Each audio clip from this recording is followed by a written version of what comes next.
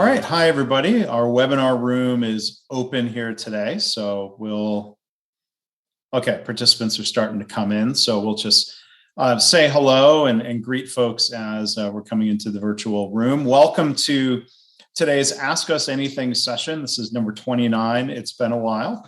I am Mark Graban. My name is not, as it says in the thing there, KaiNexus webinars, but that's my role, I guess. Mark Graban, Senior Advisor with KaiNexus, and we are joined today by Greg Jacobson. I'm the CEO and co-founder of KaiNexus. So we're doing these like every other month for a couple of years, and I think it's been a year and a half since we've done one of these. We do a lot of presentation style webinars. Those will be coming back in 2022. Last year, Greg and some other physicians that he knows we're doing Ask Us Anything's related to COVID. And today we're going to be addressing a range of questions. We have some fun questions. We have some questions about lean and continuous improvement. We've got two questions that we'll touch on pretty early on related to COVID. We won't spend too much time on that today, but Greg, as a practicing emergency medicine physician, is well equipped to answer questions like that. We've got a couple questions about KaiNexus, the company, and you have an opportunity to submit questions live. If you want to do that and take advantage of it, please use the Q&A button in the Zoom webinars window. So I don't know, Greg, is there anything else just in terms of opening comments, anything that's on your mind that you want to say to welcome people here? No, I'm excited to be doing this. When you sent the email about redoing this, like, oh yeah, we used to do Ask Us Anything. What happened? It almost is like the pandemic. I think people refer to it as the Great Reset. And I always find habits are difficult to maintain whenever a reset happens, like around a holiday or something of that nature. And it feels like a lot of habits ended and started right around the pandemic time, some intentionally and some not intentionally. This one was definitely not intentionally. And I'm glad we're picking it back up. And I can't believe we've done 28 of these before. And this is number 29. Unbelievable. Yeah. And let's keep doing them in 2022, at least quarterly. I like it. How's that? I like it. Perfect. All right. So we're going to start off just to get the ball rolling here. Kind of a fun question here. Okay. What's your, Greg, I'm going to ask you to go first. What's your most used emoji? Are you even an emoji guy? Well, I am not an emoji guy until about the last year, I would say. I've started to get, and I'm really boring. I'm just an LOL emoji. Not very creative. What about you, Mark? So you mean like the laughing, crying? The laughing face? One with the little tears coming out of the eyes. Yeah, it's the one that comes up if I do LOL, or it seems like it's one of the top. Yeah, it does suggest that. In place of the smiley face emoji, because I'm a long time glasses wearer, I use the smiley face with the glasses. So that pops up first in my frequently used emojis. But the name for that emoji is like nerd face. Okay, it's a little harsh. Yeah. To the emoji creators, but I use it anyway. I mean, I guess it's fine. That's appropriate. Fair enough. All right, so we've got two COVID questions that had come in, and then we'll move into continuous improvement and leadership type questions. The questions are pretty short. The answers may or may not be. First question, and maybe it's hard to generalize: should I get a booster? The short answer to that is yes. The longer answer to that is still yes, but it looks like. So for one, oftentimes the news is oversimplifying and sometimes emphasizing the wrong things. And so I try to do as little reading about the pandemic from the news. They also like to kind of be extremist in one way or the other. And I think the pandemic is starting the process of kind of becoming less intense with swings. And it's also starting the bifurcation process of, are you immunized or are you not immunized? Because it's really two pandemics at this point. It's the vaccinated, I should say, the vaccinated population and the unvaccinated population. So what we know that vaccines do really well from the standpoint of things that we can measure. I should say it's not vaccines, but the infection does it well too, is increases our antibodies. Our antibodies are really good at kind of preventing getting disease. But it's actually the other part of our immune system, the kind of the adaptive and I should say that the cellular immune response from your the other cells in your immune system that are really important at preventing severe disease. I really don't care about the mild disease. We have been living with the common cold and forever, and that didn't seem to bother people terribly. So we're really talking about the disease that's putting people in the hospitals. And so I think that our vaccinations are helping to do that kind of regardless of whether or not you get a booster. I think, though, that the boosters right now in the time when we're still in a pandemic and it's not endemic yet, and the kind of viral burden in the community is still pretty high, I think it's important that we continue to boost and try to prevent any infection, simply because not enough of the population has gotten the vaccine yet. And when we can get to, as close to 100% as possible, then I think we can start being more permissive from a population health standpoint about allowing kind of mild infections to occur. But right now, the bottom line is there's 2 days that occur when you don't realize that you're spreading. Mm-hmm. And if 40% of the population is unvaccinated, you could be spreading unintentionally to unvaccinated people. Mm-hmm. And as a health professional, I would rather that not happen. Yeah. And so the best way to do that is to get a booster, long story short. Yeah. And, follow-up question that wasn't asked, but gets asked a lot is if somebody already did have COVID, you mentioned antibodies, yep. A booster is still additionally helpful. Yeah. So there is it's just amazing how much data there is, and it just keeps coming out. And there's no way that the lay news is going to keep doing this. I highly recommend. As you know, Mark, I was writing a ton with letterstohumans.com. Initially, I was just writing emails to friends, and it kind of transitioned into this blog. I haven't written much. That doesn't necessarily mean that I haven't been paying attention and keeping up, but highly recommend This Week in Virology. It's a great podcast, long form, 2 hour long, several episodes a week. But if you really want to just tune in, Dr. Griffin's updates on Saturday, 30 minutes is great. And then another great podcast is it's not really a podcast, it's a YouTube video. Dr. Klopman is the president of Baylor College of Medicine.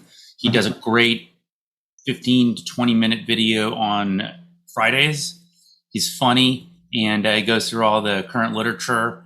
And those are probably two great sources just right there that would take you less than an hour a week to keep up with all the medical literature. But I was just listening to this morning, and if you had COVID, your immune response isn't as good than to COVID than if you get immunized through the vaccine. Mm-hmm. So there is all the data shows that you have a much better, I'll say cleaner type of immunization and protection with the vaccine versus with the infection.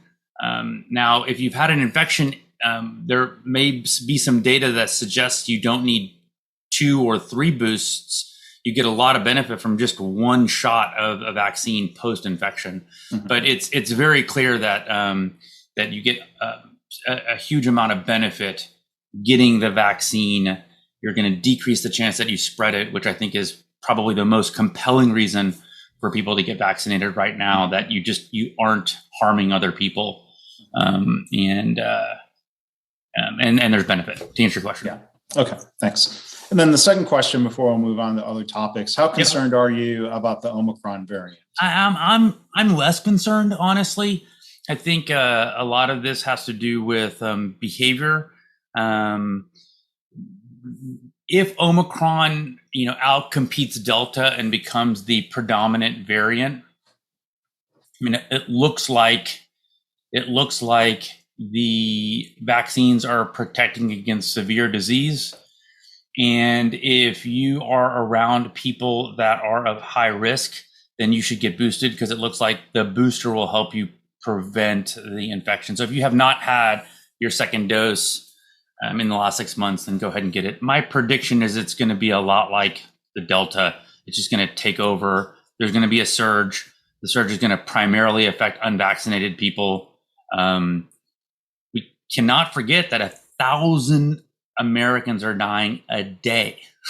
We just crossed 800,000 deaths. So this is with me kind of stating I'm not concerned. I'm just not concerned that we don't have a greater uptake of an easy solution. But I am. That to me, the concerning thing is if you are vaccinated and or boosted and you are getting severe disease, that would be of concern. Now, if I was over 65 and I was and or had other medical problems, I might take a little bit more pause in how much interaction I want to have with people outside of my household. But anyway, that's my prediction. Okay. I mean, I had a conversation the other day with Dr. Fred Southwick at the University of Florida, where I know him from Lean Healthcare Circles, where we've co-authored an article about his application, their application of lean methods to mass vaccination clinics. He asked me to help with that article. But he is also in infectious disease. He's a professor of infectious disease. That's his specialty. And I think it's fair and accurate to summarize, he's saying, well, it is more highly transmissible, but early evidence, and I've seen some news reports about this for what it's worth, is that the cases are more mild. So he was actually, optimistic that that this is not something to really be too afraid of. Yeah, this might be one of the steps in this fading into becoming the common cold. So we'll see, but it's certainly one of the theories. I know that there's a lot of misinformation that all viruses take that path. That's not the case. Not all viruses become less severe. There's lots of examples of viruses, and that's where I think kind of following the TWIV folks, they're just a bunch of virologists or immunologists and just smart people kind of going through the papers and keeping you informed. But they talk about that. But it would certainly be incredibly welcome if this virus does take that path. And there might be some early signs that show that it is taking that path. We'll see. Yeah. Okay, we do have one follow-up question, related to vaccination, what have you, from my friend Rena. Hi, Rena. What do you think of summer camps requiring kids to get vaccinated when it doesn't stop the spread? Well, getting vaccinated does stop the spread. I mean, I think there's pretty clear evidence that vaccinated people decrease transmission by 8-fold or 10-fold. It's not 100% reduction, but it's significant, you're saying. Oh, we're not talking about 10% or 20%. We're talking about orders of magnitude. We're at 800 or 1,000 times less likely to spread in a vaccinated person versus an unvaccinated person. Now, I guess if the theoretical question, if it didn't, that would be a separate question, but it does. So, so you think you're comfortable with that requirement? I mean, I am. I mean, I think I am, and I'm comfortable with that requirement at this point. I mean, I think it's going to become easier once the emergency use moves into kind of formal recommendations. I know they did that, I think, for 18 and over. I don't know if the 12 or over or the 5 or over that's happened with at this point. Okay. All right. Well, thanks, Greg, and thanks, Rena.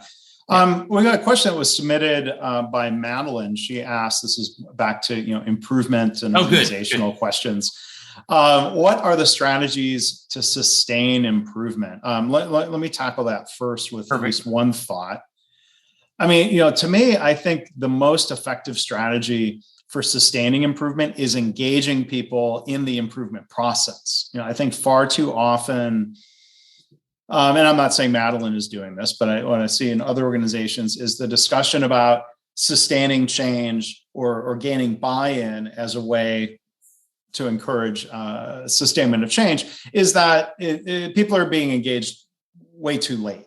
that a change is sort of being forced on people. And then how do we get them to sustain it? I'm like, well, I think, that can be really troublesome. So I think, engaging people, letting them participate in improvement is one of the keys. People tend to sustain what they help create.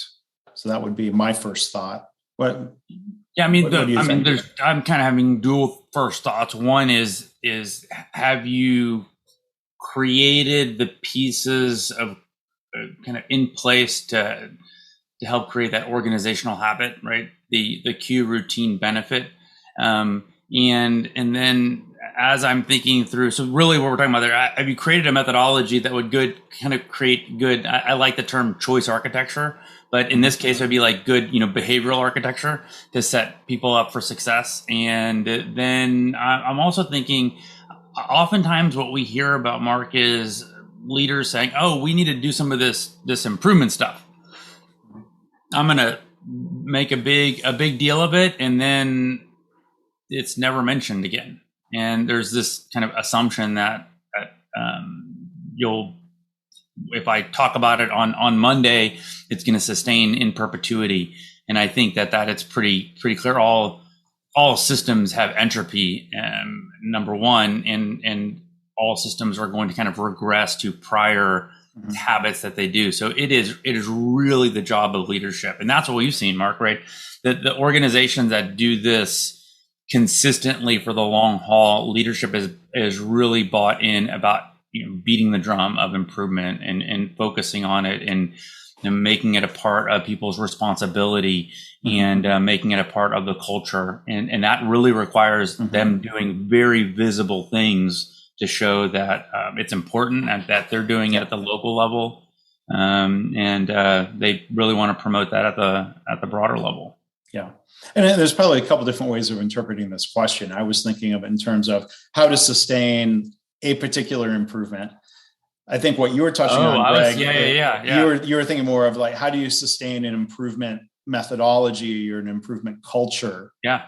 How do you sustain the use of KaiNexus software in conjunction with that creation of an improvement culture? That was more the slice of the question you were looking at, right? Yeah.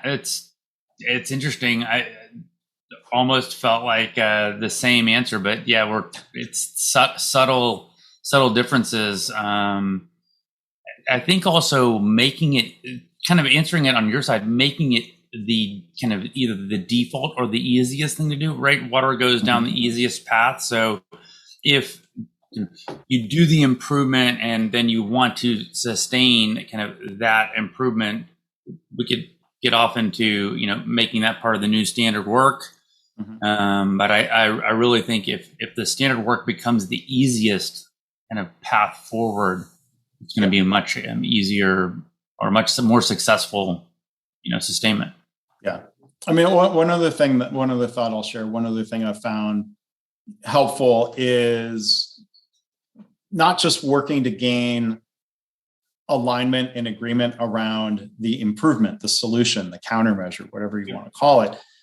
Getting alignment and agreement around, do we have a problem, is incredibly helpful. If you can't get people to agree that there is a problem or some sort of gap worth addressing, if you can't get people to agree that problem is worth solving, why would you go do something new? Why would you worry about that something new if it didn't seem to be of benefit or eliminating if it wasn't eliminating some sort of pain point in your work or in your customer's life? So I think we have to talk about the problem, not just the improvement. There's no question. I mean, right now here at KaiNexus, there's been a shift from Google Chats into Slack.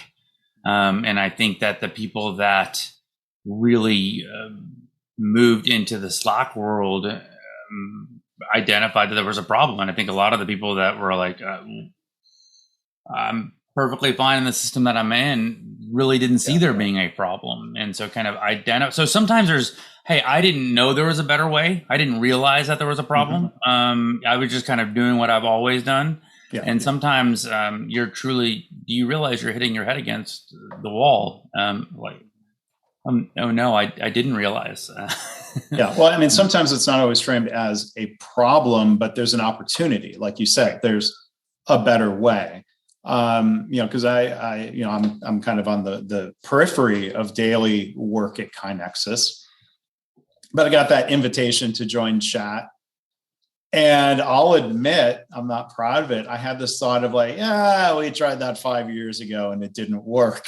Yep. And I laughed at myself for having that thought, because that we hear that happen when we're trying to initiate change in organizations. And I don't like hearing it. And I didn't like hearing it in my own head. No, it was good. I think it evolved quite nicely here at KaiNexus, and we ran an experiment. It seems like there's a lot of people that really like the new way, and so we're finding a path forward. It was an interesting kind of evolution of allowing that to happen. I feel that I'm proud of the way it kind of it happened very organically, and it happened in I think a nice way. So yeah. And as a leader, as a CEO, you're not forcing it. I think it's interesting. You framed it as an experiment. Let's try it. Let's see what people think. It was actually an idea that bubbled up from somebody within the company. It wasn't your initiative. No. Harley was the one that was like, "Oh, let's give this a go," and said the same thing you did, Mark. Well, we tried this. It didn't work. I thought we tried it a couple of times. Maybe it was, yeah. And but this time it seemed like it did work, and it's super interesting because I'm very much into growth mindset and kind of other ways that you want to be living your life, and then half the time you disfluencies, for instance, you're really trying to get disfluencies out of your language, and then trying to work on it. So the growth mindset. Disfluencies are things. Sorry to interrupt. It's things like Yeah, exactly. Right. And so you're trying to work on ways to improve yourself, but growth mindset is one of those. Really trying to kind of lean into growth mindset, and then there are micro events happening all day long where you find yourself, oh, I'm thinking about this in a fixed mindset kind of way. We're a company that's spreading continuous improvement. Oh, I can go into, we're all kind of all manifestations of every person. It's just, what are we emphasizing? So the fact that you thought, oh, here we go again, and then how much you hate that was, I went through the exact same experience. I felt that, and I was like, I'm really being closed-minded about this. So yeah, well, and my thought of, we tried that before and it didn't work wasn't, and I'm in no place to try to shut that down. Mm-hmm. But we've tried it before and it didn't work can have a different tone to it. One could be the tone of, why would we try that again? Or a recognition of, more fact-based, we tried that before, it didn't stick. People didn't continue using Slack. What's different now, right? Mm-hmm. What's changed in the circumstances? Yeah. KaiNexus, the team is probably at least twice as big now as it was compared to the last time. So 3 times big. 3 times big. Then. Yeah. So maybe that makes it more compelling, or I don't know, maybe the technology has improved. I don't know. I've never really been too much of a Slack user, but but I think sometimes that's helpful, because I have been in situations where, I think it can be helpful when somebody brings up the fact of, we tried this before and it didn't work. And then you can try to unpack why, what happened, what would we need to do differently this go around. That can be helpful. Yeah, definitely. I think also really just trying to force yourself as much to keep an open mind as possible through this. And so, let's go to the next question. All right. So Peter asked, and then this is a question we could take in some different directions. What is your advice on how to build lean systems on a culture foundation? So I'll take a little bit of a first pass at that question. So there's an illustration that Toyota people use, Jamie Benini from TSSC and others, and they let me use a version of that illustration in my book, Lean Hospitals. But they do talk about culture being the foundation of the Toyota production system, and that you have technical methods. So maybe that's one, systems maybe is a word for that. technical methods, you have managerial practices, and that, it's an integrated system. Jamie Benini would say, I've heard him say, that there are philosophies that are the foundation for all of this. And, the Shingo Institute, if you look at their frameworks, they talk about principles. Mm-hmm. So you could use words like philosophy or mindset or principles.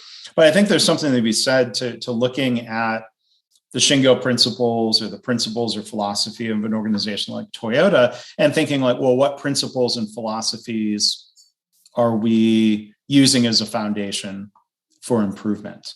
KaiNexus has, articulation of beliefs, things we believe, slightly different language around that. And, I think it is worth exploring philosophy, principles, mindsets, beliefs before moving forward with lean practices. I think, we can't just talk about philosophy forever.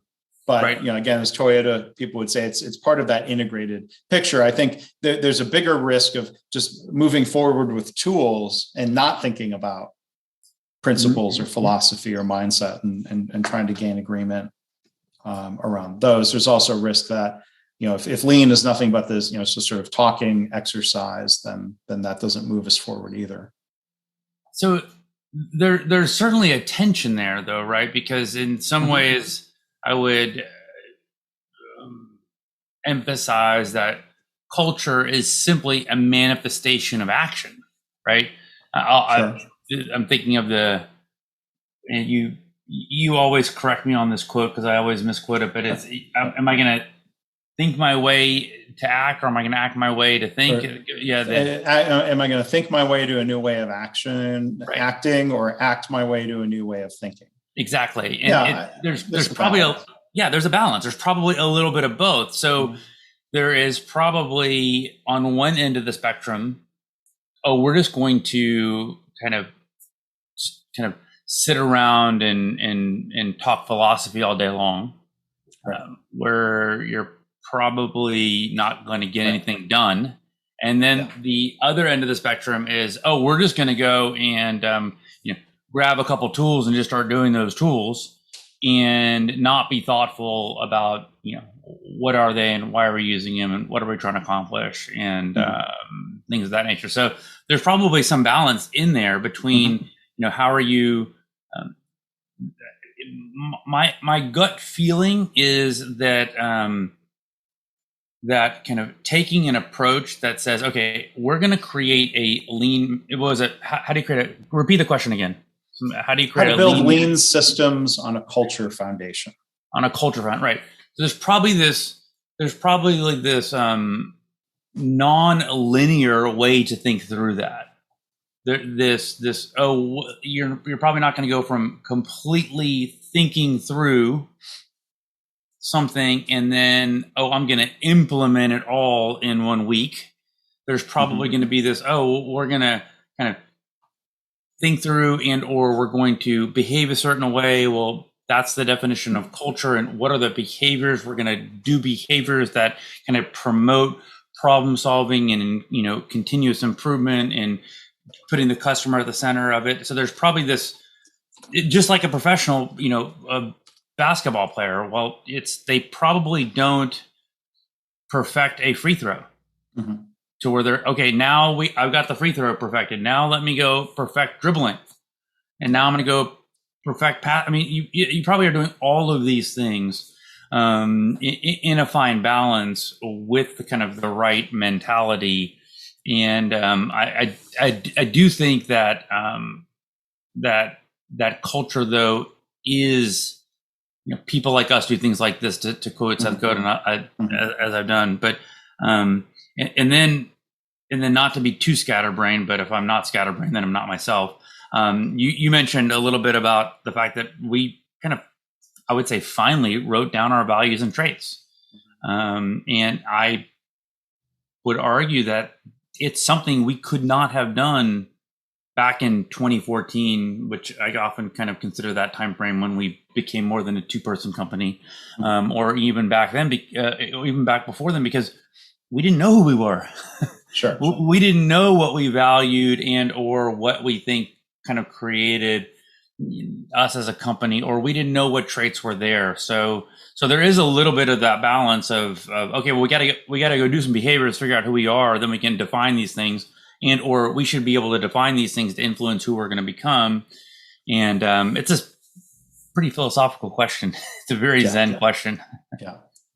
All right. So let's it was a good question, and we probably talked an hour about that, but let's move on to some other questions. And I think this is one that's probably aimed in your direction, Greg. What's the most challenging thing about being a CEO of, in your case here, of KaiNexus?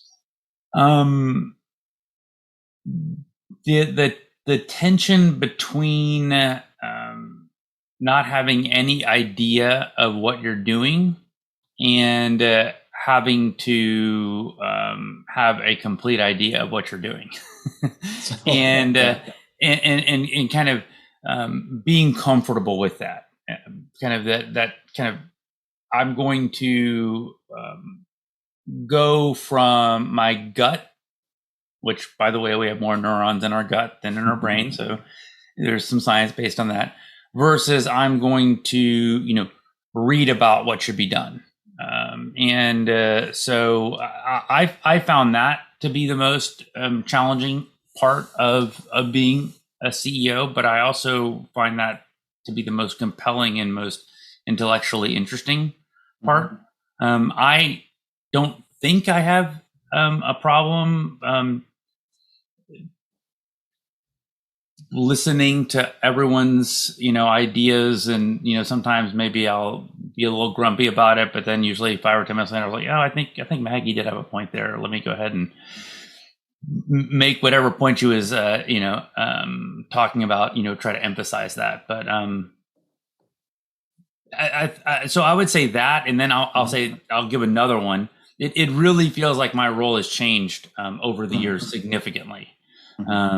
From when we were a 5-person company, Mark, you remember that, I was doing a lot more doing, and versus now just doing a lot more kind of influencing or giving recommendations or advising or kind of giving how I would interpret some data, and that's been a very interesting manifestation, because you're doing what you're doing, and then all of a sudden you realize, I think I should be doing something different. And you never figure that out exactly on time. Yeah. I mean, in general, I appreciate leaders, whether it's in healthcare or otherwise, leaders who don't feel like they always have to have the answer, or they don't feel like they always have to be right, or don't feel like, well, they always get to have their way. Right. So, because they're the boss, quote unquote. I don't even like the word boss, but yeah, I mean, I think that comes through in the way I see you leading. So I think that's a healthy thing. I think that's good for an organization. When you have leaders who are open to input and will say, well, let's run experiments, let's figure it out, as opposed to saying, well, no, I know the answer, just go this way. Yeah, I think that's especially easy when you're doing a startup that has not really quite solved this problem before. I think potentially, if you were going to, start a plumbing company, there's probably certain ways plumbing should be done and certain ways plumbing shouldn't be done, and there's just some operations thing there. So there's probably opportunity to be creative and to provide things that the market hasn't seen and do things in ways that delight people. But there's probably more of a narrow. Well, there are standards, if not requirements, and code. Right. For how plumbing is true. done. That's you mean code in plumbing or code in software? I mean, I meant, like, let's say building code. Oh, right. Okay. Right. When I thought you said code, I thought you meant all of a sudden software, and I was thinking, yeah. But you could be creative in the marketing, or you could do innovative things around, I don't know, let's say instead of saying we'll be there between 8 and 4, right? Like, if you could actually say, hey, we're going to show up at 1:30, we'll see you then. Right. That would be a plumber doing that. That would be appreciated. Yeah. Given the assumption that they're going to come in and be able to do the job and do it properly. So there's a couple of questions I think are related here because, the past 18 months, KaiNexus especially has done a lot of virtual meetings. I mean, that's been part of the company approach for a while because we have, a center of mass in Austin. There's always been a number of people in the DFW area. For people who don't know, Greg and Matt as co-founders and executives, Greg's in Austin, Matt is in the Dallas-Fort Worth area. So there's always been a lot of virtual meetings and that's increased in the last 18 months. So there's a question here. What's one thing we could do to improve our virtual meetings? I'm sure there's some things I see that face. You've come across some tips here. I'd love to hear, I have a couple things, but before I kind of pollute the conversation, Mark, how would you answer that? You're in virtual meetings also. One thing that we do to improve our virtual meetings. I think, I'm starting to think of just what are good meeting tips in general of, having an agenda and an expected outcome stated in advance, cultural reminders of, making sure people feel safe and comfortable speaking up and challenging and questioning the status quo, to avoid groupthink. Those aren't necessarily virtual meeting tips. One thing I remember you always asking is for people to have their cameras on. Yeah, so that's helpful, right? I feel so. We are. This is something that I probably had more influence than many other things at KaiNexus, but I feel passionate about cameras being on. My thought process is when we're all in an office, you can't turn your camera off. you're there presently. So there's that. But then additionally, I do, even before KaiNexus, with being a faculty in emergency medicine and teaching, and even going back into college, I was TAs and tutors and classes, and I was doing lots of teaching. There's nothing more demoralizing in my mind than talking to black boxes, where you just have no idea what people's interactions are. And so the nonverbal cues of smiling, of nodding your head, of showing that you are paying attention are hugely important, I think, to the person that's speaking, and allows you to have that kind of nonverbal communication. I mean, I don't know the exact percentages, but most of our communication is nonverbal. Yeah. And so by just removing that, so I feel pretty passionate about cameras being on as much as humanly possible, and I think we do an amazing job of that at KaiNexus.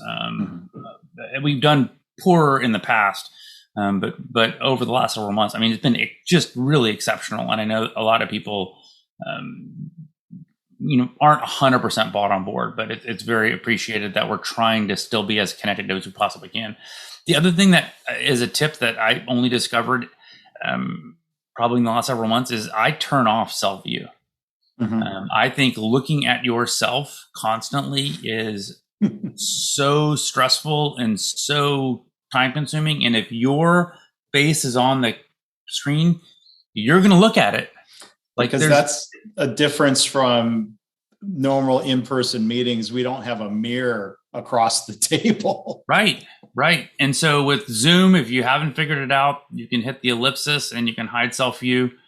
We're on a webinar now, so I've turned it on one time in the last 40 minutes just to make sure I don't have something weird on my face or anything, but otherwise it's off. And then the other thing you can do, I appreciate that. The other thing you can do is just bring another app, or bring the Q&A, or bring something, because Google Meet I don't think has it. Just cover your face, and I think you will find that your stress level will go significantly down. So I use that feature in the webinar because we're recording. I'm afraid if I did that, I don't know what the impact is on the webinar recording. I should test that.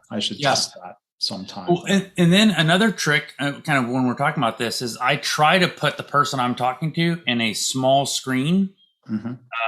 One, because if they're in big full screen, their head is literally larger than their head is in real life, which is a little jarring. I mean, you have a beautiful head, Mark, but I don't need, a 2x version of your head 18 inches away from me. Yeah. So I just I make that, and I put your head, your face, I should say, as close to the camera as possible. And that's just another trick that makes it feel a little bit more natural. Yeah. Yeah. In Zoom, you can rearrange, maybe especially as the meeting host. I think you can do this other times. You can rearrange the boxes, the Brady Bunch boxes, or however many people there are. So yeah, I do the same thing as you, Greg. I try to bring that other person's eyes as close to the camera as I can. I'll put if I don't have it hidden, if I can't hide it or something, I'll move mine, down to the bottom.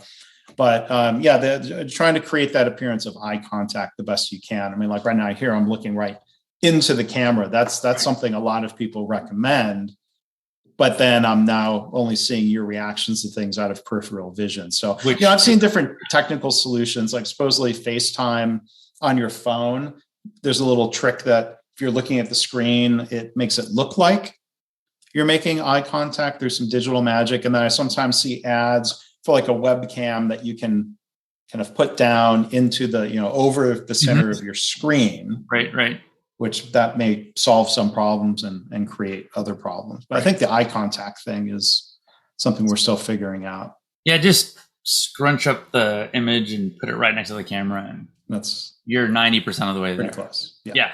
All right. So another question: what's KaiNexus doing in terms of getting back into offices? So we are pretty much back in the Dallas area. We maintain an office. We're going to be a hybrid company from here on out. So, I don't know if I can say I always know what the future is, but certainly the immediate and even probably even more medium term of KaiNexus is that we're going to be hybrid. It seems to be what is really working well for people. I know it's working really well for me.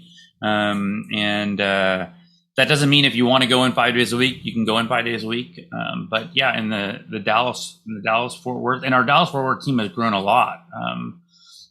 As not just developers now, we have testers and product up there and operations, and so a number of them are going in and working in the office. And then we moved out of our office in Austin, and so we're looking to get that back going and working on finding a place. So I would imagine here in the next month or two or three, we'll have an office. And the thought right now is that it'll be more hoteling, or every desk setup will be pretty identical, where you can just kind of sit down and plug and play. And there'll be a lot of rooms where you can make calls and have smaller 2-3 person meetings. But that's kind of where we're at. We're going to see, and we're also hiring people that are not based in Dallas or Austin. So we'll need to make sure that we have good technological solutions that they can feel like they're in the room and not a third class citizen.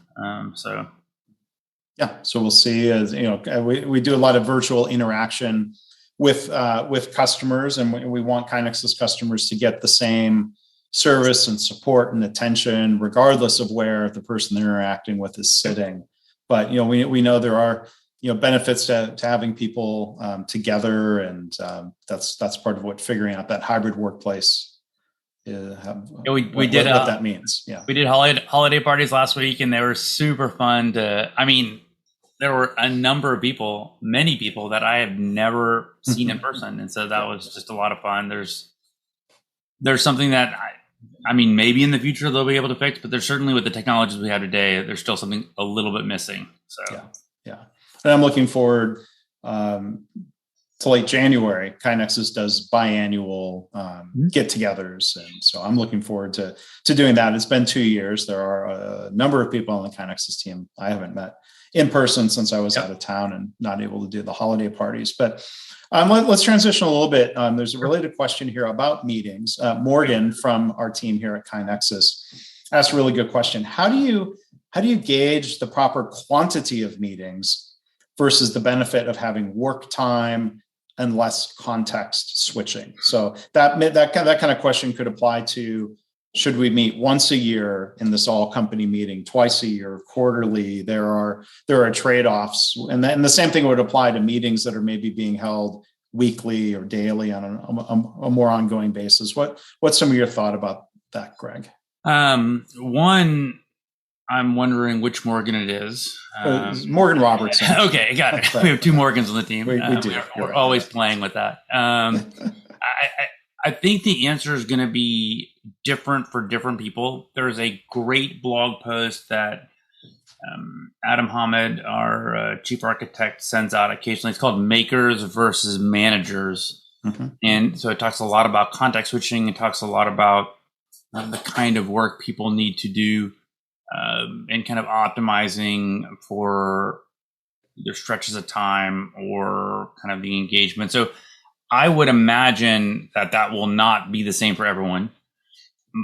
One of my kind of hopes, and might be unrealistic hope, is that if people are on a meeting that they are not getting value from, that especially if it's a recurring one, that there would be a conversation that says, hey, do we really need to keep doing this? Is there any way we can think of alternate ways to communicate the information? And or they just decide to drop off. They have more valuable things, or I should say things that are higher up on the priority list. Mm-hmm. So I really don't know how to answer it other than it's probably going to be different for different people. Mm-hmm. And a lot of it's going to have to do with like, what is the work that you do? Like, what do you do here? But what are your thoughts about kind of how to think through that, Mark? Well, I mean, I think there need to be some cycles of reflection and revisiting the value of a meeting versus the cost of the meeting. What's the purpose of a meeting? Is it a meeting that's designed mainly for updates and communication? Is it a meeting that's designed for debate, discussion, and decision making? I think you always have to be careful. Like, one thing I've seen in other organizations through my career is that when people start referring to something as like the 9:00 meeting, that meeting may have lost its sense of purpose. It may have become just sort of a habit or a routine or a ritual. I would rather than the 9:00 meeting call that, the daily huddle. And maybe the daily huddle isn't as descriptive of a term as it could be, because are we huddling just to huddle, or are we huddling, for what purpose? So those are a couple of things that come to mind. It's always good to go through cycles. And like you said, hopefully people feel safe to speak up and question, should this meeting really be an email? Should I be attending this meeting, right? Am I a spectator, or am I contributing to it? Those are good things to evaluate. And we've been experimenting with recording some meetings, and mm-hmm.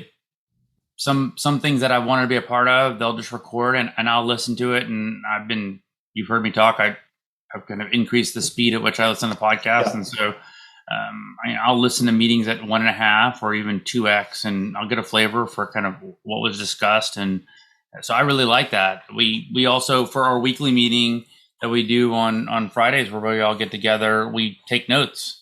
And I've found those to be invaluable for the times when I'm not at the meeting. You can review those notes in a couple minutes and get a sense of, what people are up to and what they've done. I actually review those notes after the meeting, because I always learn things. I was like, oh, Mark did say that, and I totally didn't process that, because there's only so much attention you can give. Right. And so I think there's kind of those things to think about. And then I don't want in the mix of this conversation, I think there is, like, we had a meeting today we do a CE dev meeting. And for the first 15 minutes, there is just not anyone that could have looked at that and said something productive occurred. If we're talking about kind of tactical to-dos, but does that mean it wasn't valuable? to me, it was valuable. So there's just, we were all kind of riffing and poking fun. I don't even remember what we talked about, but like there was just kind of hanging out and just we're social creatures. So we shouldn't forget about just, those kinds of interactions that happen. I'm glad you mentioned that, because one regular KaiNexus meeting on Friday is sort of an all hands meeting. Yeah. And, at the beginning of that meeting, I mean, it's good that it doesn't jump into the agenda 1 minute in. Like there's a certain amount of, especially in virtual times when people aren't able to get together, there's a certain amount of just sort of loose discussion, kind of building some camaraderie or just getting to know each other, and things like that are important to spend time on too, I think. What I find so interesting about that meeting in particular, what it's taught me is that not saying something every second is sometimes really valuable. And I'm a kinetic person, and I'm constantly trying to, get things going and trying to get through my to-do list. And so we do this practice of gratitude. And a lot of times nice. Someone will share a gratitude, and then there'll be silence for 5 or 10 seconds. And to me, I'm like, oh my gosh, silence. It seems a little awkward. And then inevitably, like on second 7, someone, I'd like to share something. And then you're like, oh, well, great. I'm glad. I'm glad we kind of created that space for someone to kind of formulate their thoughts to do that. So there's another group that I work with that very consciously will leave up to a 10-second count of asking a question to the group and leaving that space, because some people process what they're going to say before they want to say it. And some people should process a little bit more. But giving that pause and that permission, 10 seconds really isn't that much quote unquote wasted time, especially when it gives a space that makes it more likely that somebody might then speak up, as opposed to saying like, oh, I missed my window, too late now. Right. And then another thing I've learned is, if Greg listens to a meeting on 2x speed and you really want him to get something, speak that part slowly. That's funny.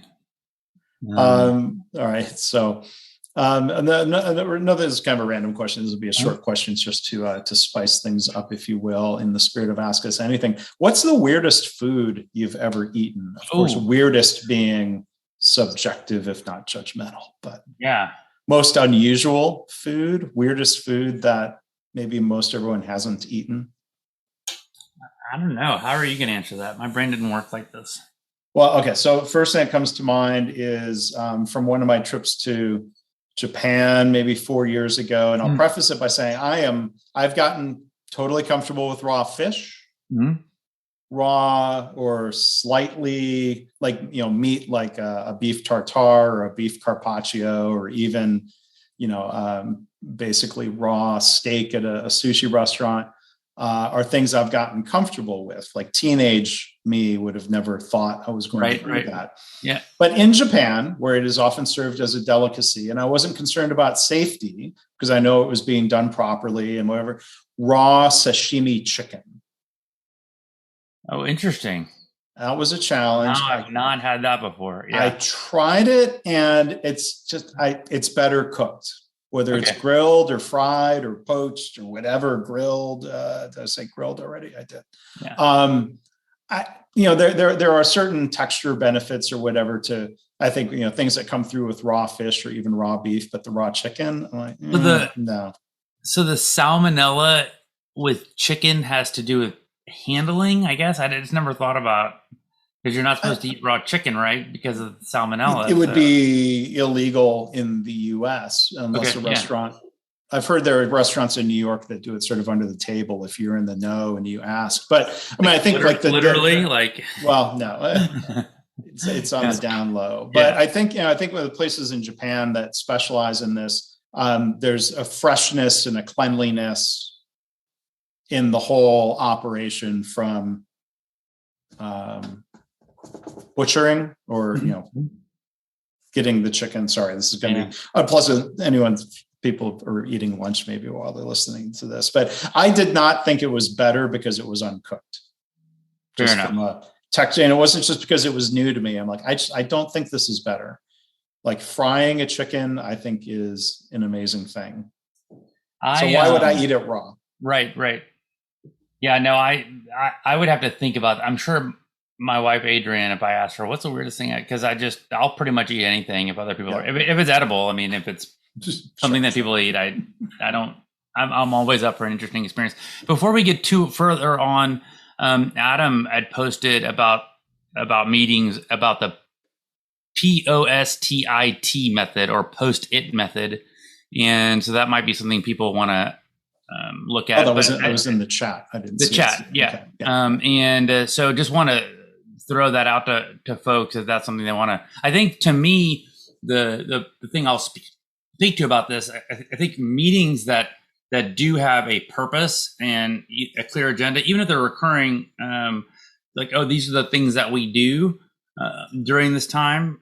Always, not, I wouldn't say always. I feel like they tend to be more productive than non-productive. Mm-hmm. When I'm meeting, I have some recurring times that I go through things with people. On the context switching, I have a system where if I want to talk to, let's say, Mark, you and I work intimately with each other on things, and we're now doing like 2 work sessions that we just have like Jeff would be someone I have 2 work sessions with him a week.